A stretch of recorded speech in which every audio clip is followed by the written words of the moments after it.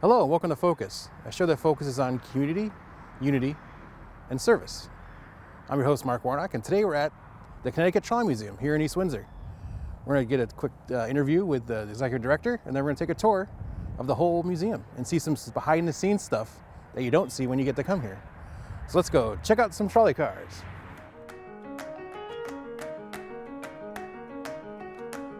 All right, we're here with the executive director of the Trolley Museum, Gina Allenberti. Yes. I got it right. Yes. So thanks for giving us some time to talk about the Trolley Museum. Tell us a bit about the Trolley Museum itself. Well, this is a great educational historic museum that's been around since 1940. We are a seasonal museum. We open up in the spring and we run all the way through the end of December. It's strictly really ran on volunteers. I am the only full-time employee. We do have some paid employees that run the front counter, that help with restoration and maintenance, but everybody else is a volunteer. Volunteers run the grounds, the buildings, the track, the overhead, some of the maintenance on the trolley. All of our operators that run the trolleys are volunteers. So basically it is a volunteer-run organization.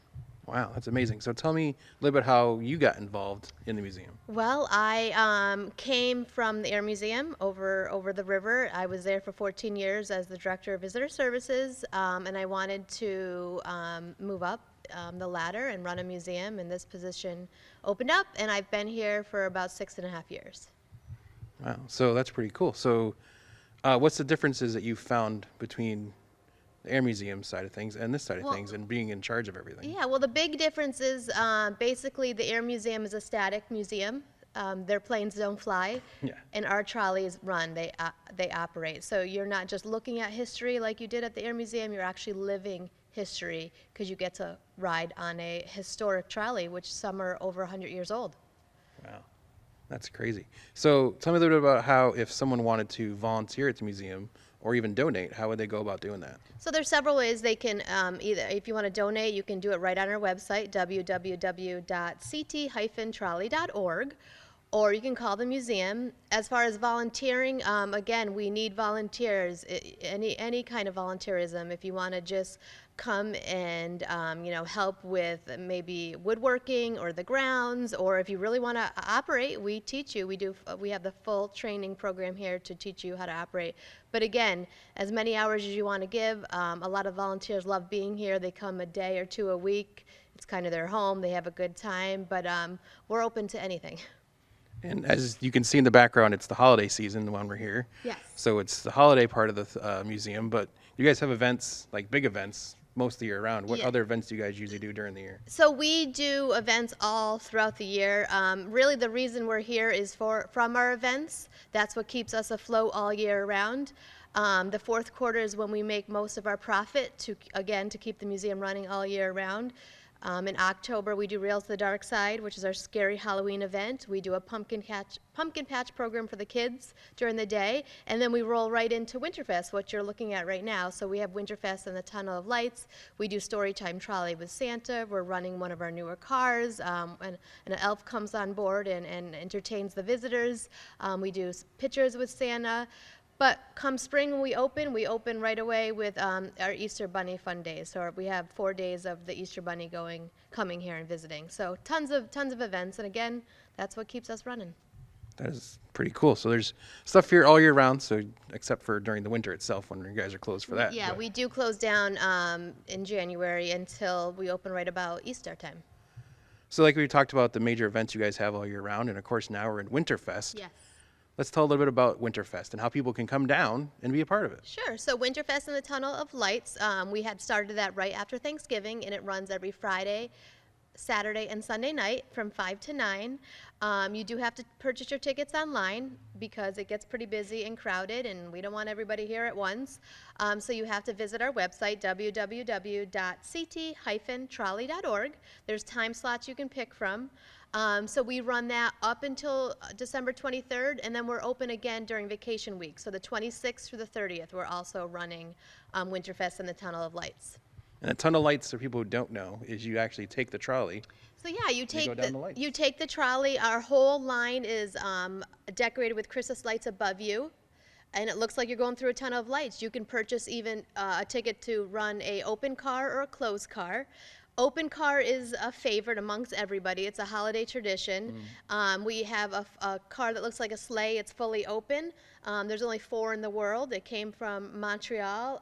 It's car 4, and literally it's open on the top. So you are in the element going down the line. So bring blankets, gloves, stay warm. But it's a favorite, and people come year after year for it. All right. So again, if anyone wants to volunteer or donate, want to hit those one last time before we wrap Definitely up? go to our website, www.ct-trolley.org. You can call. We're on all the social media channels. There's tons of options in order to get a hold of us. All right. Now, the last question we ask every person that comes on the show Sure. is, what is the one thing that you're most grateful for? About the museum? At anything at all. Completely. Anything at all? Yes. Oh gosh, that's a hard one. I guess I'm most grateful for my family and my friends, and being healthy, and doing what I love to do, which is being here at the museum, and my son. There you go. Thank you so much for your time. Absolutely. We're going to take a tour of the museum with a friend of mine from high school, Justin. So we'll be back with that in just a second. But thank you again for your time. Thank you. We appreciate it.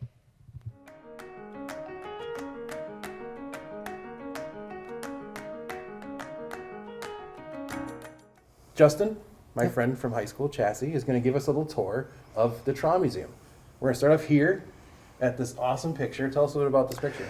So this picture was taken at the museum. As you can see, we were just starting to get a lot of the line rebuilt and replaced. And where this particular barn is was known as Woods Passing Siding on the original line. So it was fitting that we named it Woods Barn. One of our Connecticut company cars, number 1326, is seen poking out. And the beauty of this picture is it's absolutely timeless, because when we take a walk today, you're going to be able to see this exact same picture with the signal systems on both sides and the barn sitting in place. A lot of restoration work has been done on our main line, as well as restoration work on the front half of the barn. So it's pretty timeless, and it's a great old photo that we had blown up, and it's still very active because we still run right down this railroad every single day that we're open. So as you can see the tunnel down the road here of trees, how far did the original track go? So the original track ran from where Main Seafood is, which was once our station, ran all the way into the center of Rockville, Connecticut, where the hospital is, and you'll see there's a huge loop-like space in front of their town hall. That was part of the trolley loop right there. And then other companies connected to that, and then this line came right back from Rockville back into Warehouse Point, East Windsor, connected up with the New York, New Haven, and Hartford, which was right across the river, which is now Amtrak, my railroad that I work for. And it was about 26 miles in total that used to be here, and it ran from 1906 until 1926. So when you stop and you think 1926, the museum opened in 1940. So it hadn't sit dormant very long before we started rebuilding the property. The property was purchased. We bought 3 miles of the original right-of-way and a portion of this campus, not all of it because it wasn't for sale at the time. And we bought it for about $300. So we paid about $100 a mile, which is great real estate. Yeah. So after that, we started adding more and more acreage to the main campus, and we've just been building ever since, trying to make the museum more accessible to everybody. We needed space for events and programs and to house our collection, so it's been ongoing. How far does the track go now? We go just a little over 1.5 miles. Okay. We'd like to build up probably another mile or so and put a loop in. We don't have the ability to go all the way to where we want to because we would have to cross the Scannick River, and financially that's not something we want to do right now. But we would like to go about another mile to the original amusement park that was on the property called Piney Ridge, and that's where we would like to build a loop and have a walking trail and maybe put something down there for people to have a picnic grove and enjoy it just the way they did from 1906 until 1926. That's crazy. That's awesome. So let's take a look around the museum. Yeah, absolutely. So this is our main lobby, which recently just had a huge makeover, fresh paint, all new carpeting, and we've started putting in the controls for our televisions and monitors so people know what's going on and trying to keep interactive and kind of modernizing a little bit old and new. As you can see, we've started that with these projectors and TVs when they're actually on, give the events of what's going on here at the museum, schedules of programs, how you can book tours and charters, also private parties. And one of the things that we have in here that's really, really neat is a copper ticket booth from the MBTA out of Boston that a couple of our volunteers have been lovingly cleaning and restoring and removing the hundreds of layers of paint that this received over its entire lifetime while serving in the subway system in Boston, Massachusetts. We were very lucky to get this piece. There are a couple museums throughout the New England area that do have these pieces, one of them being Seashore in Kennebunkport, Maine, and the Shoreline Trolley Museum has some similar items as well. So this is really neat to have, and we are planning on continuing its restoration. For right now, Santa asked us personally if he could use it as a post office. So when the kids are here visiting for Winterfest, we are currently taking all of those letters, so Santa has one place to come and pick everything up while you're here visiting the museum. So the building itself that we're in is named after this lady here. Tell us a little about Teresa Lee. So Teresa Lee was a huge supporter of the Connecticut Trolley Museum. She absolutely loved this museum as a whole. She found out that we needed to get a building put together so we could have a base of operation, house parts of the collection, be able to give tours, educational programs, right down to a theater. And she helped us secure the money to get this started. And in doing so, we obviously named this museum or this building after her. And it means a lot to us. And thankfully, she was able to see the museum before she did pass. And from what I do know, her family still visits the museum as this is a place that our parents brought us. Yeah. And now folks that you and I went to school with are now coming here and bringing their kids. Yeah. And in my years here, that keeps happening more and more. Like I remember people literally coming up to me going, I remember you when you were a kid here. You're still here after all these years. It's and like then, a hole, and I crawled out of it. yeah. And now those people are grandparents because their little kids that were coming here are now bringing their husbands and wives and partners and kids to the museum. And yeah, I'm still here. Yeah. I haven't left. Let's take a look and see what Yeah, you guys got absolutely. hanging out inside here. Tell us a little about what you guys got going on in the windows here that are supposed to be storefronts, right? That's correct. At some point, the museum started with some grants and some donation money. We started putting up the facades to actually make these storefronts of what grocery stores or little stores and shops would have looked like during the trolley era. And the trolley era that we're representing is from 1900 to about the 1940s and 50s as they started to come out of service. So at some point, there will be backdrops and props that will all be placed in here that will give you a window into the past of what these little stores would have looked like. And that will include ticket shops and ticket windows as if you were purchasing your tickets for either trains or trolleys to get you where you needed to be.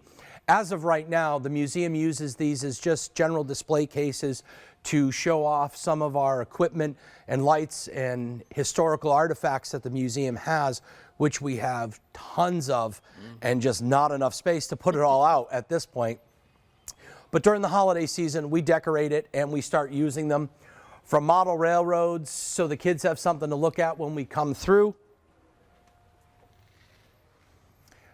All of these windows get changed out with some regularity, and we put up different displays. We talk about different items that are inside of them. Right now, this is what the trolley advertising would have looked like. and all of those would have been on the trolley cars, and I can show you those when we go take a look at some of our trolleys. These are all originals. There were hundreds and hundreds and hundreds of these car cards, is what they were called, in stations and in barns, and when the trolleys were coming out of service, they didn't want them.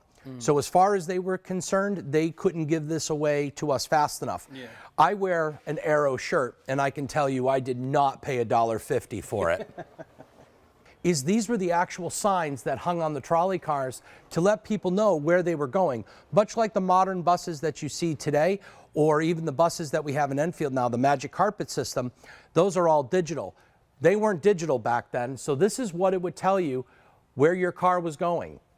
So you could get on a trolley car that brought you from Ellington to Broadbrook, making your way into Warehouse Point. If the Connecticut company was running a special car, those signs would go up. And the roll sign, which is to your right, is an original out of a Hartford, Connecticut company car that had Franklin Avenue, Griswoldville, Blue Hills Avenue, Vine Street, Elmwood, Atwood, Weathersfield. That is original to one of our Connecticut trolley cars. And it had a little bit of restoration work to maintain it. And then these are very, very interesting. These are known as outdoor side signs. So these were either on the sides of the trolley car or the very front. And the motorman running the car would literally twist a bar, and the box would actually turn to tell customers and passengers where the trolley was going. This west side, Bristol, Connecticut, belongs to one of our Bristol cars here at the museum. So these are all cars that we had. Now, the one up top that says Turner's Falls and Conway Street came out of Massachusetts. In fact, Turner's Falls. Bridge of Flowers. Bridge of Flowers, correct. Out in that area. So again, this is all stuff that belonged to the Connecticut company, or trolley cars that we got over the years, and we've saved them and maintained them. These were actually found stored in a lot of barns all the way up top into the rafter system, and they were just forgotten about, and once the barn was coming down, it would have gotten crushed. So a lot of these signs were all saved by the museum, and we have dozens and dozens of them. So now you get to see the full size of the museum's visitor center and all the pieces of equipment that are held in here right now. This empty space is only empty during the holiday season, so people have a place to walk around and view everything, but normally there are 2 more trolley cars that sit here. And some of this stuff is pretty interesting and neat. Number 36 is the 3 Mile Beach car from Wildwood, New Jersey. And this car was in service for many, many years, and then came to our museum, and now it's under a small amount of restoration while it's inside the building, and hopefully soon this will get restored enough to where we can actually start running it again. The goal is to take cars that we get and actually restore them, and I do apologize, it is 5 Mile Beach out of New Jersey. So many cars in my head, but the goal is to get these cars to a point where they look good, they can come in and out of the visitor center for people to see, but we could also rotate them out in the fleet and actually run them, so we give you an opportunity to see what it was like to be on this style of car. Again, continuing with the education and showing people that we are a living museum, as Gina said earlier. So before we get into the rest of the trains you have in the visitor center, here's a map that shows the actual railway that used to be the active railway for here. A portion of it. So the Hartford and Springfield Street Railway system shows variations of the trackage that's owned, trackage that was leased, and then anything that was the New York, New Haven, and Hartford Railroad. So any pieces that you see like that are all owned by the New York, New Haven, and Hartford. After that, you have all this darker trackage, which was actually the Hartford and Springfield Street Railway. This is our line right here from Warehouse Point that used to go right across the Scannick River, come right around all the way into the center of Rockville, and would return. By the way, for this area, if you wanted to go to high school, Rockville was the only place that had a high school. So if you lived here in Warehouse Point, You had to walk. this is where you traveled every day on a school fare for the Hartford and Springfield Street Railway. So just for people who might not know, the only active rail right now is this one that's on the side of the river here. That's the Amtrak track. That is correct. So it starts over on the Enfield side. This is my line that I work every day here on Amtrak. And then we cross over the Connecticut River and make our way. Everything has stayed the same from that time. And this little piece right here is us here at the museum that has been rebuilt. That's pretty impressive. That's pretty crazy. You Move all that guys- rail around. You guys will get to see, this is the first car that started the museum, car number 65. And the Army Corps of Engineers helping us get this place built. Wow. And this is what it looked like when we started here. Wow. A lot of history at this museum, over 82 years. So speaking of history, what is the oldest car inside this building? The oldest car is actually not a car. Okay. It's a locomotive. So tell us about the oldest locomotive you have in the building. So right now, what you're looking at is one of one. This was built for the Panema Mills, but not quite. The Panema Mills were here in Connecticut, and they were a textile mill. We have two of their pieces of equipment. One of them is still actively running here at our museum. This one needs some restoration work, but is not far off from actually becoming running at one point. This became lovingly known as the Black Mariah, because this was a locomotive that saved that mill. This was a demonstrator piece that was built and designed and then never used. What they then did was they took the next model that they built, modernized it to what they wanted, and began using that as the platform. So the only one in existence sits right here. And hopefully, at some point, this museum will be able to get this locomotive back up and running and working and join its sister from the Panema Mills in operation. So we saw that photo inside the lobby, and this is the car. Why don't you tell us a little bit about it? Yes, this is 1326, and this car came to us from Waterbury.